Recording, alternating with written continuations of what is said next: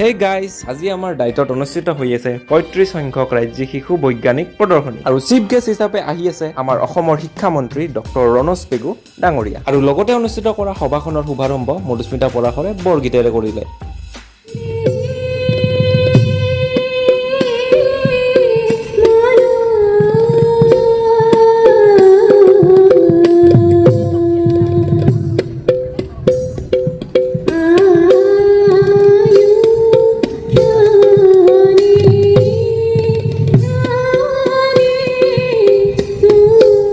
আৰু পৰৱৰ্তী কিছু সময়তে আমাৰ মুখ্য অতিথি উপস্থিত হৈ শিক্ষা আৰু বিজ্ঞানৰ লগত জড়িত এটি বহুমূলীয়া ভাষণ আগবঢ়ালে।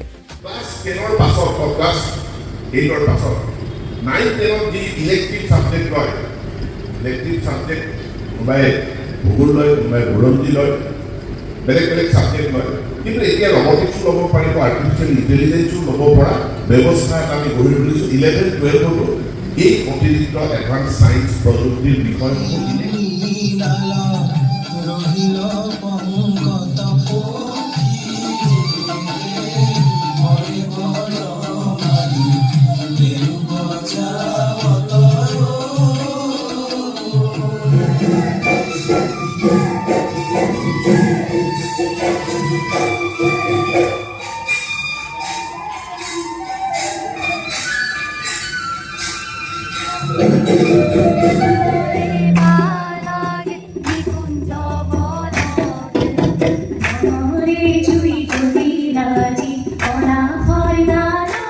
আৰু একেবাৰে শেষত শিশু প্ৰদৰ্শনীখনৰ উন্মোচনী কৰা হ'ল আৰু প্ৰদৰ্শনীখনত কি কি বস্তু অনা হৈছিল তাকে জানিবৰ বাবে এই ভিডিঅ'টোত লাইক আৰু নেক্সট ভিডিঅ'টোৰ কাৰণে অপেক্ষা কৰিব।